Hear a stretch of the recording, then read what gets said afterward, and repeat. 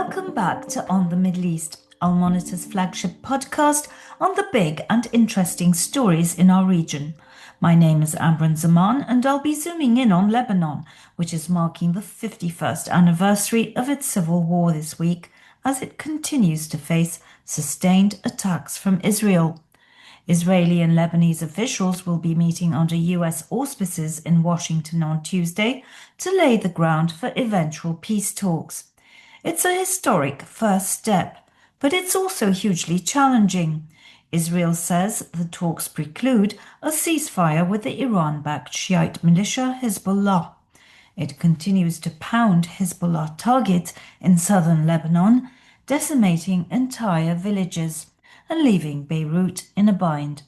My guest today is Lebanon's Minister of Culture, Ghassan Salame, a well-known academic who previously served as Minister of Culture in the early 2000s, as well as in senior positions at the United Nations.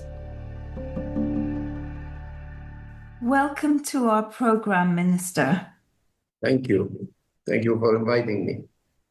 It's our honor and a pleasure. So this is a very big week for your country. You have peace talks with Israel that are about to kick off, I believe, tomorrow in Washington. Will you be taking part, Mr. Minister? Because we do know that you have had some experience doing this, a long time ago. Well, this is not really a negotiation. The negotiation will take some time before they start. This is a preliminary meeting on an ambassadorial level. Our ambassador to Washington, Israel ambassador to Washington, and the American ambassador to Beirut coming together tomorrow at 3 p.m. Washington time at Foggy Bottom in order to basically have a first preliminary contact in preparation for negotiation that could take place later on. Many weeks later, or many months later, God knows when. Our intent is to press for, during that meeting tomorrow, for a pause in violence. We believe that there should be some further de-escalation to what has taken place since Thursday on the ground. There has been some de-escalation of Israeli bombing of Lebanon. It has been concentrated on the capital city and the suburbs. We wanted to extend to the whole of the territory, and we wanted open and not related in particular to that meeting. We want at least a 15 days pause in order to start looking at a possible negotiation with some kind of serenity rather than the kind of panic and feeling of disaster that was predominant in Lebanese minds on Wednesday, that Black Wednesday of last week, when more than 20 different neighborhoods of the capital had been bombed at the same time, leading to hundreds of deaths, including among women and children. Well, it's a very complex situation because on the one hand, Israel is beginning these preparatory talks with you, but on the other hand, it says that there won't be a ceasefire with Hezbollah. And so one can assume that at some level, Black Wednesday was part of an effort to perhaps put further pressure on your government to pursue disarmament of Hezbollah, to get the Lebanese army involved. But also, on the other hand, how we do know that there is quite a bit of opposition to Hezbollah in your country, and anger indeed with Hezbollah for drawing Lebanon into this conflict, as some view the situation. Can your government speak with one voice on all of this, given the complexity? The government is speaking in one voice. We have taken a number of decisions in August 5th and 7th, and of late, 10 days ago, concerning the military and security activities of Hezbollah. And the government has been united on these issues. I think that there is a lot of illusions concerning disarmament of Hezbollah due to the laziness of people who are dealing with these issues. It so happens that I have been dealing with question of disarmament in many areas of the world where I have been sent as a mediator. And one thing I can tell you, that disarmament cannot be done by decree or in a matter of weeks. This is a long process. That's what the UN language calls DDR, demobilization, disarmament, and reinsertion. And if you look at the literature, you will find that nobody thinks that it can be done in less than a year, 2 years, sometimes 5 years. Experiences in Southeast Asia, and in particular in Central America, do point to the same thing. Disarmament cannot be done magically. It needs to be done gradually, possibly first by closing the borders to the arrival of new weaponry, new ammunition. This is the key. I think this is the magic key to any disarmament process. And Lebanon has done a lot in terms of trying to close its borders, the airport, the ports, the land crossing points, in order to stop new weapons to come to any armed group in the country that is not part of the Lebanese official armed forces. But the idea that you can disarm just by making 2 phone calls or 2 checkpoints here and there is just an illusion. Mr. Minister, would you say that that illusion is not just harbored but by Israel, but perhaps by the Trump administration as well?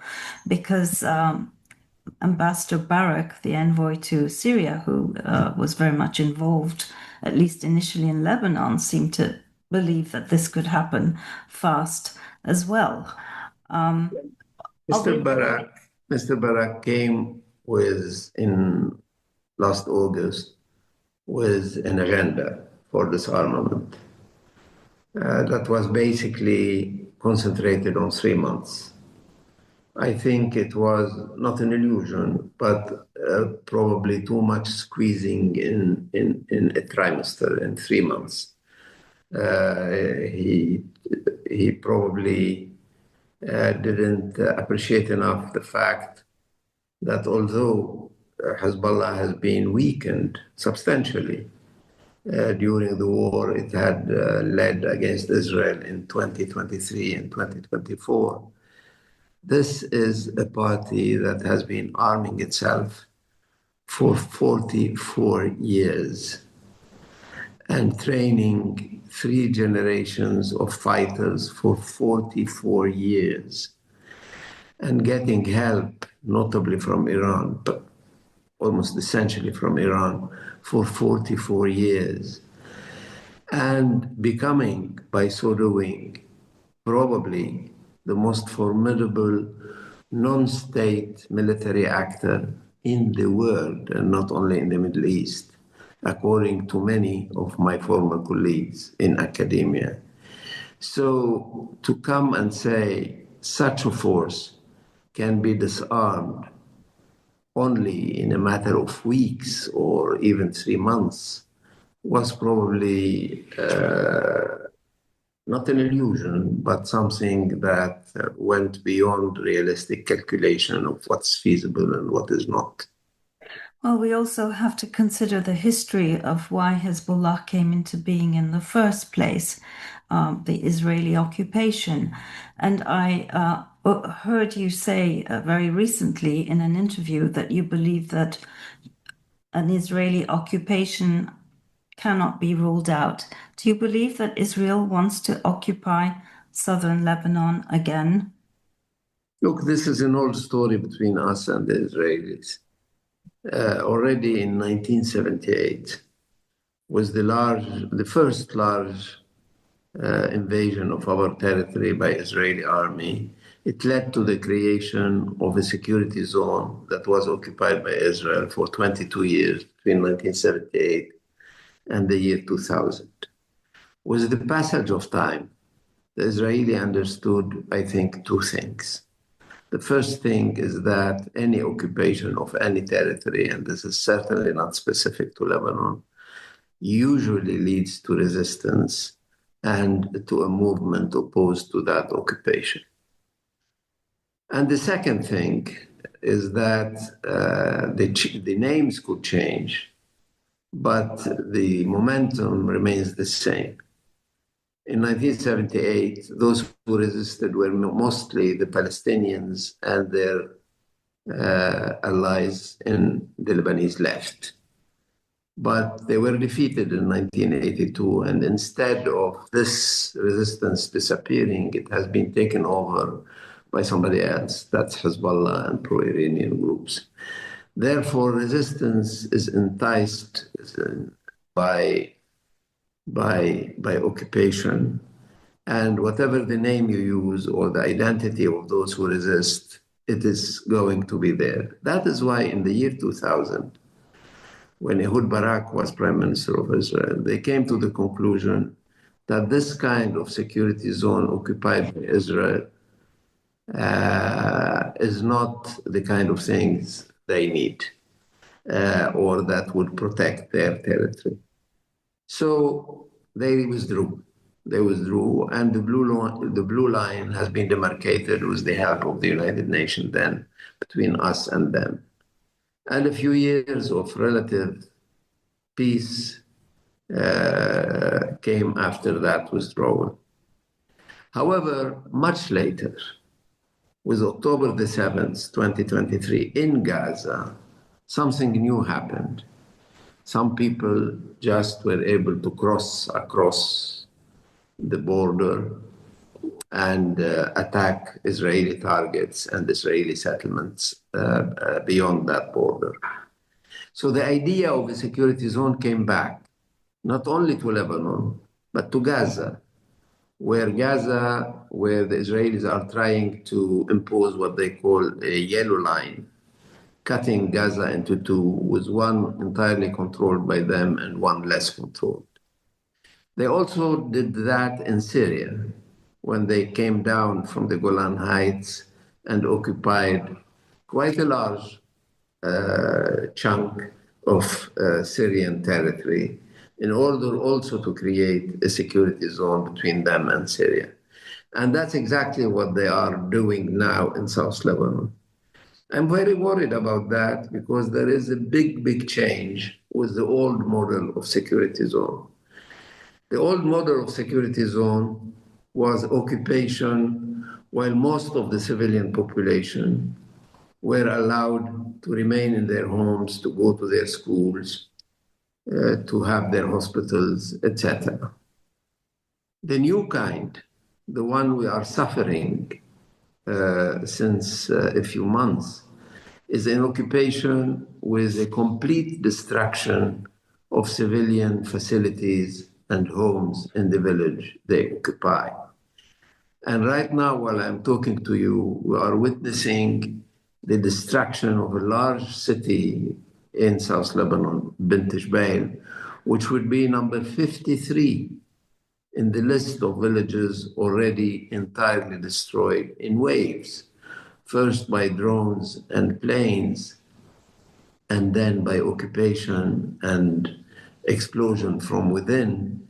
And then came after that in many of these villages, bulldozers that transformed these sometimes historical villages into tabula rasa.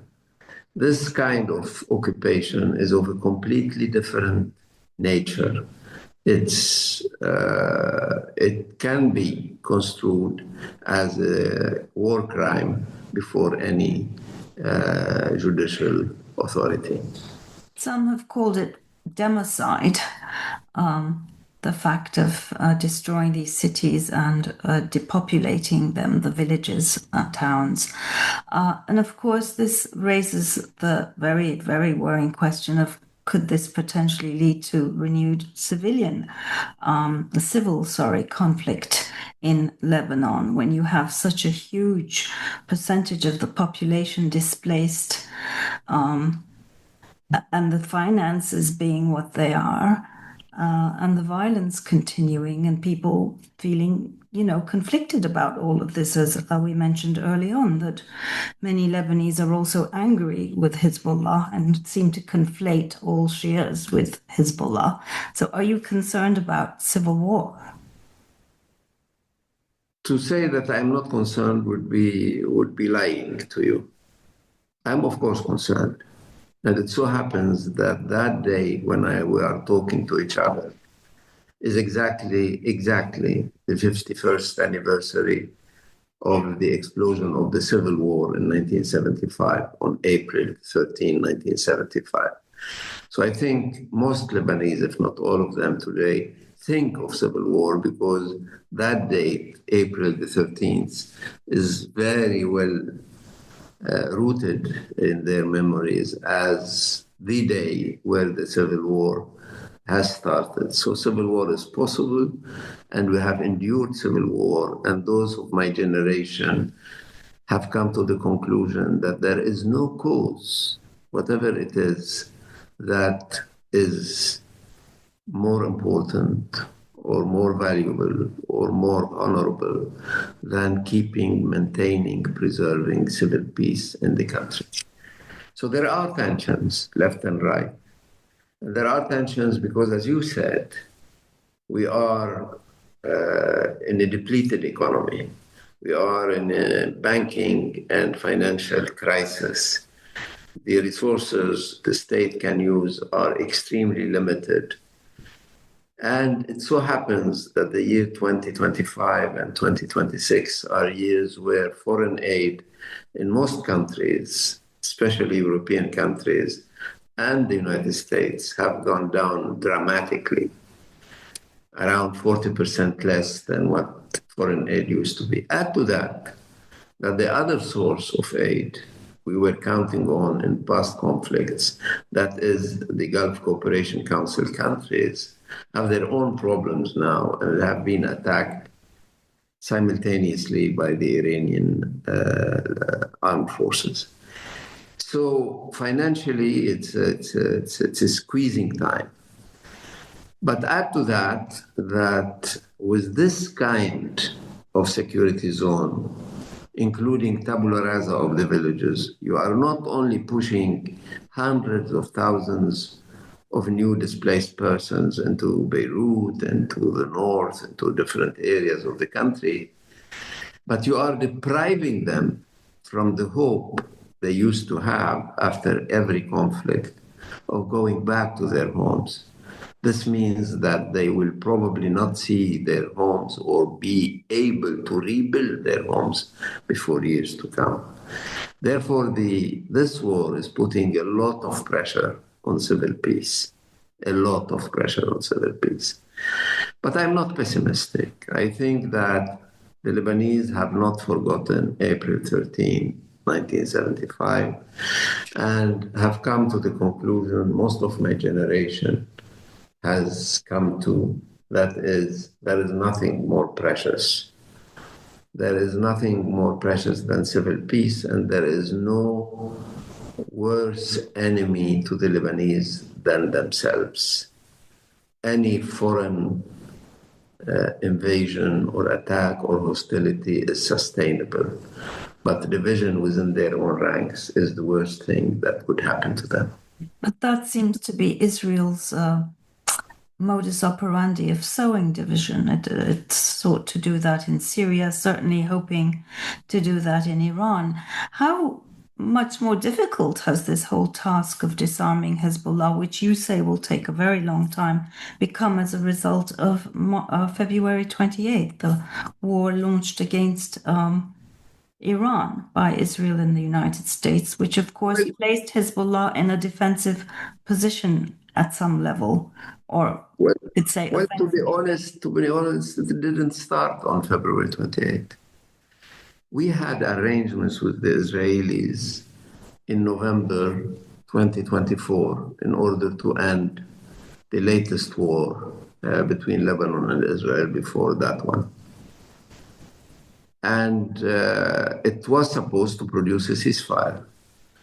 What happened for 15 successive months was a daily bombing of Lebanon, assassination left and right of members of Hezbollah, without any reaction from the Lebanese side, be it the Lebanese government or Hezbollah. We relied on the American mediator and the French to produce the kind of ceasefire that was mentioned in that arrangements of November 27, 2024. But nothing of that happened. Quite to the contrary, more than 15,000 sorties by Israeli aviation took place during that time. Number of hills in South Lebanon have been occupied before February 28. Dozens of Lebanese have been taken prisoners before February 28th. So what happened after, not February 28th, but March the 2nd, because it took 3 days for Hezbollah to start reacting. What happened that day was a culmination of a process that nobody was happy with. And the line of the Lebanese government has been and still remains, if the Israeli really want us to disarm Hezbollah, they should stop bombing our country. Because by bombing our country, they are giving Hezbollah an argument not to be disarmed. And this very ambiguous position and the lack of firmness on the part of the two producers of these arrangements, the United States and France, I hope we will not see this again in the weeks to come. We'll find a real activation of what is called the mechanism included in these arrangements. In any case, we are going to push tomorrow in Washington for you name it as you wish, ceasefire, end of military activities, a pause, at least a pause, because we do believe that as long as the bombing continues, it's very hard for us to sell the very idea of sitting with the Israelis. And when you say that, do you also include Iran? I mean, do you believe that there has to be a pause, a continued pause, that the ceasefire with Iran also needs to hold? Because Iran was saying that for them, Lebanon was part of the ceasefire. Does Lebanon feel that Iran has to be part of the ceasefire? Well, Iran and Pakistan both confirmed to us that Lebanon was part of the very idea. Here, one needs to sort of make a distinction between what happened in Islamabad, what could still happen in Islamabad in the next few days or weeks, and what could happen in Washington tomorrow. The two things are not contradictory. The two things are complementary process. The process in Islamabad deals with the main theater of military activity in the past 40 days. That is the war Israel and the United States have launched against Iran. The one thing taking place in Lebanon deals with the smaller theater, which is the Lebanese theater, which is more important for us because it's our country, but in objective terms is not the central conflict, central theater. And here, the Lebanese government is saying that let's go back to these arrangements of November 2024 and see how we can activate them, make them really effective rather than leave them like this in the air.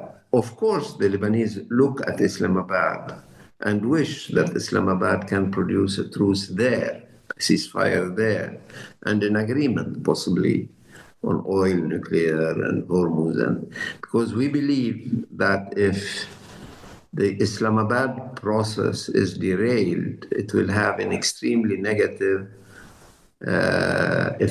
impact on our situation. And we are not presumptuous to the point of saying that if our process derails, it will have a huge effect on the Central Theater. But certainly, we believe that it is in our interest that Islamabad process proceeds and produces the results that most people are looking for, Lebanese among others. There's been some speculation for some time that the United States would like to involve Syria in a conflict with Hezbollah, but they want President Shara to fight Hezbollah. Do you believe those rumors, or are they just rumors? Look, I have been hearing this for now 3 months or so. And we keep talking to the Syrian government. The president has talked to Shara. The prime minister has talked to Shara.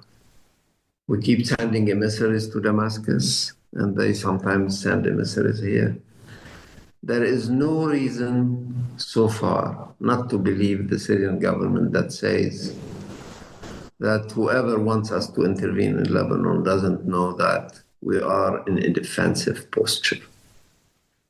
And they give details of that defensive posture, that they have deployed a few hundred fighters along the Lebanese border in a defensive posture.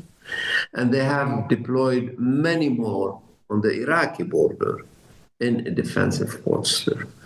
So far, there is no evidence whatsoever to believe that the Syrian government, the new Syrian government, is intent on interfering in Lebanese affairs.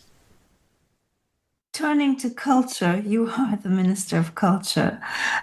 You recently approached UNESCO, sought their help in trying to protect heritage sites in Lebanon. Can you tell us a little bit about that? And, how much of Lebanese heritage is currently under threat? It's a real headache. The country is full of archaeological sites. Whenever you want to build a building in most of Lebanon, you bump into Ottoman or Roman or Phoenician, you name it, ruins. The country is made of millefeuille of civilizations, leaving their signature at that level or at a lower level or at the Bronze Age level. But it is full. So a Minister of Culture is someone who has headaches all the time, because wherever he looks, he finds sites. We estimate the present sites, open sites, archaeological sites across the country at more than 10,000. Wow. For a country of 10,400 square kilometers. That tells you something. Now there are, of course, jewels of the crown. Baalbek, Byblos, Tyr, Beit el-Din, you name it. These are the jewels of the crown. Most of them are on the UNESCO list, but not all of them. In fact, 5 of our sites are listed as humanity, as making part of the humanities heritage. But the other sites are extremely important. My own office as Minister of Culture is in an old building built by the Ottomans, extremely elegant building built by the Ottomans in 1907. So I don't want to lose it either. That is why we sort of pushed UNESCO to implement the 1954 treaty, of which Lebanon is signatory, on the protection of heritage in times of war. And there is, in addition to it, that has to do with what is called reinforced protection. And this reinforced protection consists on considering certain particular site as mostly important for the whole world and needs to be protected. And that is why you are allowed by UNESCO to put a huge blue shield on them so that the pilots cannot say we didn't know what we were bombing. Interesting. So we went and asked for a meeting of that particular committee in UNESCO. And I'm happy to say that we needed eight out of 12 countries to meet. We had the 12 of them unanimously accepting to meet quickly on April the 1st. And we had them decide that the 79 sites we wanted reinforced protection for them. They agreed on that. So we are happy that we did that. It's not a guarantee that they are not attacked. I'm particularly worried about Tyre, where there was an attack not very far, like 20 meters from the museum, where unfortunately 10 people were killed, but it was outside the perimeter of the archaeological site. And I'm very worried today because there is a site like 12 kilometers to the east of Tyre called Shama, where there is an extremely interesting religious site going back to before Christ that has been Christian and Muslim and possibly even Jewish and of all kinds of religion there, ecumenical, if you want. And it has been hit by bombs this morning. So unfortunately, we don't have access today to that place to make sure that it has not been destroyed. But this is something we are doing on a daily basis. My archaeologists keep running from one side to the other to make sure that nothing has been destroyed by this bombing. And in the various museums we do have across the country, including at the National Museum, we had to take off most of the very precious glass or fragile artifacts to some places where they can be better protected from not only bombing, but also the waves of pressure that come after bombing takes place. My goodness, so many challenges. Well, Mr. Minister, I hope a big, huge blue shield can be erected over your beautiful country and that, this war ends. And thank you so much for joining us here today. Thank you very much. Good luck with the talks. Thank you very much for inviting me.